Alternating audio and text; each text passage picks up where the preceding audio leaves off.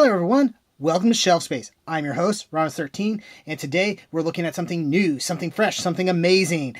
I just got the Combat Megatron from Transformers Siege War for Cybertron Trilogy. So first and foremost, let's take a look at the packaging. It comes in a kind of more standard cardboard box.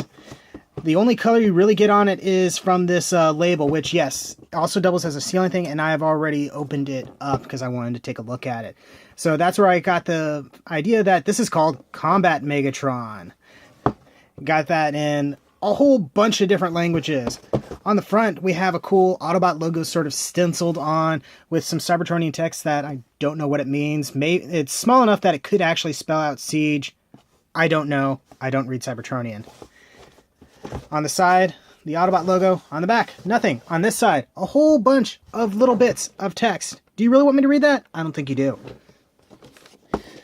On the top, we got the logo. It says Transformers War for Cybertron Trilogy. Oddly enough, it doesn't specify Siege on this. Pretty cool. Open it up. It opens up like a fairly standard sort of pizza box style box. You get some cool stuff printed on here. Let's tilt the camera up a little bit so you can see that better. And you got various Cybertronian symbols. I think it's been decided that this is probably like the symbol for Kaon or Canon, which is the Decepticon capital. I don't know for certain, but you got two big symbols there, and they look awesome in this. On a neat plastic tray, you got Megatron himself. Let's slowly pull that out. I haven't even taken this guy off the tray yet, so there's that. And then we got the instructions, and I'm betting, yeah, this looks like it's just the instructions for the regular version of Megatron. But you know what? I'm okay with that. On the inside, you got more stuff printed on it. This is a really nice box. I am super impressed with this, and it came out quite nicely in the mail. Cool, so let's get this guy out and see what he's all about. And here he is, and I gotta say, he looks pretty cool. Some of you are probably wondering why I'm so excited about this guy. Is it because he's some sort of exclusive thing and may become hard to find later on? Well, maybe that's part of it. I don't usually get in on those things until it's too late. But the other part is, this guy is based off of a unreleased Generation 2 toy. Generation 2 is really my primary entry point into Transformers. I had a few G1 toys back in the day, but I only remember getting one. I know I had 3, and I remember the 3, but I only remember actually like receiving and opening one of them. Because being born in '84, I was just enough removed that I missed most of G1. So G2 is when I was really aware of the world and what toys I had. So this guy is based off of a color scheme that was going to be used for Combat Hero Megatron, which I actually have a version of that here, and maybe I'll bring him out so you guys can see him. Yeah, you know what? Hold on just a sec. There we go. Forgive him, he's a little bit dusty. So you're probably going, wait a minute, that doesn't look anything like it. That's because, like I said, it was a planned repaint, or maybe it was the original color scheme and it just never got used. But this was a color scheme they had thought about using, and for whatever reason they didn't.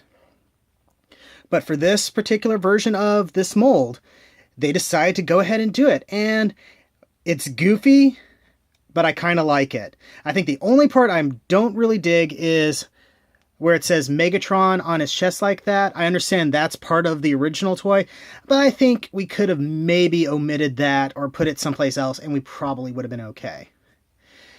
Now, I was playing with this earlier after I took him out of the package, and technically he's based off of G1 Megatron, but if you really want to, you could do that. And that sort of gets you the cannon on the shoulder thing, but it's a little too high up, and it makes me think a little bit too much of Perceptor. I'm hoping that maybe a third-party company will put out something where you can, like, attach it here or something like that. Some sort of attachment point so you can properly put it there. But for right now, we'll just put it G1 style. It goes on very solidly. For now, we're going to put this guy aside, and maybe we'll return to him later.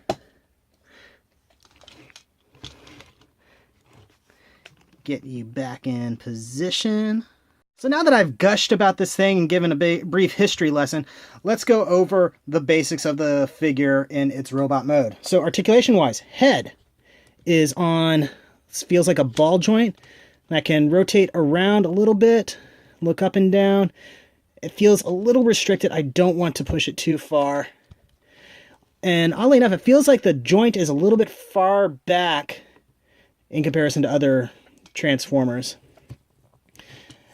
The arm is on sort of a universal joint that allows for rotation like this and like this. So you can get some really good poses that way. Single jointed elbow that allows for a little more than 90 degrees. Wrist can do that because of transformation. And you can rotate at the bicep. And you can do a full rotation on it, but because of the cannon, it blocks it. Same on this arm. Waist, there is an actual waist swivel. You kind of have to move the backpack to really get some good use out of it. Hips are on a universal joint. There's actually not a lot of ball joints on this thing. So you can go up, knee can bend 90, you can go back. Let's check out the Van Damme. That is one heck of a Van Damme. And then ankles are on a really major tilt there. And you can do a little bit of movement there, but not much. So let's get him into a pose. Oh wow, he looks awesome. You can get him into some really decent poses. Okay. Yeah. Oh, one more thing to note before we move on to transformation. The head on this guy is remolded. Let's see if I can get him in some light and zoom in.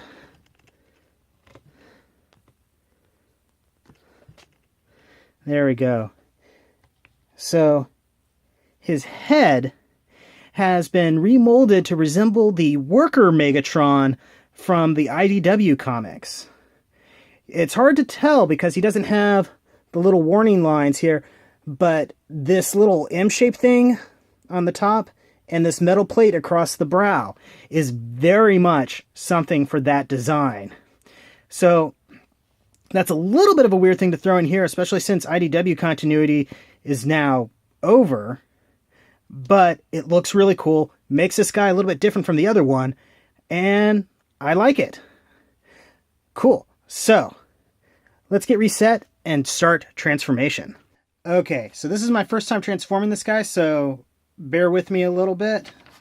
You'll probably also hear me moving paper around as I move around the instructions. Yes, I do use the instructions when I transform my Transformers, at least for the first few times, because I don't want to break them. So, it looks like we actually keep the fusion cannon on, but we're going to go ahead and remove his sword and set that aside. And yeah, so, first things first, looks like we move these parts up. I think it's really neat that they duplicated the little hammer thing on the gun mode, even though he doesn't have a gun mode. So now we're going to rotate that up. Gonna flip him around. And we're going to move his entire backpack up like that. And then looks like we're going to close. Ooh, that was a little tight. The cannon and arms around like that. That's pretty cool. Now we're going to flip him back around. and open these up. And then it looks like we kind of reposition things like that. Kind of just thunks into place. Ooh, we're getting a little tall there. Sorry about that, folks. And now we got a part that we're rotating here, it looks like. Yeah, I can feel there's some pegs and holes right there, and that kind of helps hide the head a little bit. Now we're going to rotate the waist around, it looks like. I got to reposition the instructions so I can see what I'm doing. Gonna get this guy on his back. And let's see, it looks like... Oh wow, I didn't realize this entire assembly opened up. Okay, cool. Then we're going to open him up like that. And there's an interesting little joint there. The engineering on this guy is really, really cool. I dig it a lot so far. So do we close this back down then?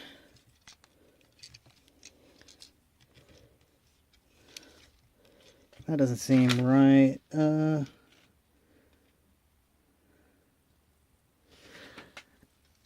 Let's see. So that's what the instructions are telling me, but I get the feeling... Oh, that's what's going on. Okay. Wow. Really interesting use of the joints there. And then we close this up. And there's a peg and hole right there. That's very, very tight because probably because this entire waist has paint on it. So I won't be surprised if I scrape off the paint on that thing. Chibi mode! I have fun. Okay. Looks like we're almost there, folks. Okay, so now we flip these up. Get them down like that.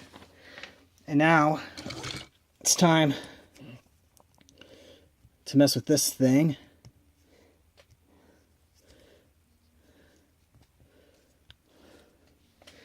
Okay. And how do we plug that in? Oh, it looks like it goes...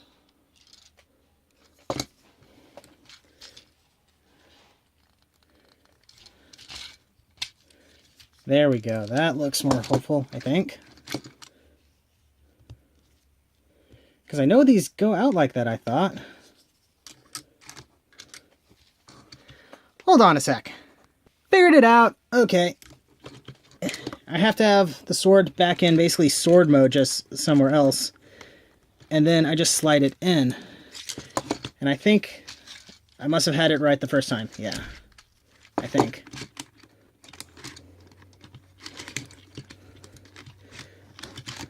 There we go. Come on. Come on. There we go. Ah. Okay. Let's see.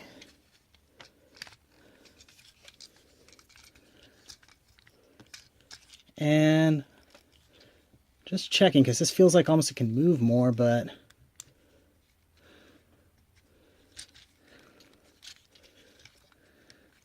I think I got it.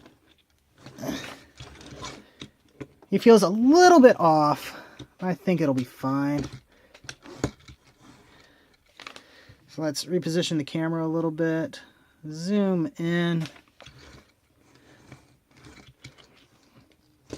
I don't like that this is on the ground for scraping, so I'm probably not going to have them displayed in tank mode very often. But that's okay. So here we have them in tank mode. Pretty darn cool. I love how there's little bits of red to just sort of make things pop. And yeah. Wait a minute, does this really... I don't know. He rolls kind of okay. He's a little uneven, probably because I don't think I have him quite transformed right. Oh! I forgot his hands. Silly me. There we go. But yeah, he moves around fairly smoothly. The tank turret does rotate around. The cannon itself does not move up and down other than basically from a little bit of flex there. So sadly he doesn't have that point of articulation, but he looks pretty cool. And yeah, I am digging it. His color scheme now leans more heavily on the sort of tan and the green. The white just being sort of an accent on the side of the tank. I do wish this Decepticon symbol that he has here, which is a Generation 2 Decepticon symbol I might add, could be printed somewhere else so that it's a little bit more visible. But that's a minor nitpick, and if I really wanted to, I could probably get some G2 repro label symbols and put them on wherever I want myself. And here is his brother, cousin, grandfather, I don't know, for comparison. Not much of a comparison considering, like I said, it's not the same color scheme, but I feel like I'd be remiss to not show off the two together. I kind of wonder if some third-party company is going to make new versions of these to go on there. Or some sort of new version of the cannon, because what this guy did originally was he had these little missiles could go on here, and then you could fire them off with this. I don't think it has any strength left in it, though. Put that aside. So yeah. I'm stoked that I got this guy, especially since I got him so quickly in the sort of time ghost of exclusive figures. And yeah, I'm going to probably display this guy with some of my other modern G2 guys. Like I have the G2 version of the Combiner Wars Stunticons, the G2 version of the Combiner Wars Combaticons. And I think I have a G2 Dreadwind as well. So, yeah, I'm going to have fun showing this off. And I am stoked, like I said. Thank you for checking out this review and I guess sort of unboxing. Don't forget to like, comment, subscribe, all that fun YouTube stuff. Let them know I'm awesome. And check out the description below for links to my storefront where you can get official shelf space shirts and other merchandise. I'll also put down a link for the Balls for Balls contest, which is still going on at the time of this recording. And yeah, thanks again, and I'll see you guys the next time you invade my shelf space.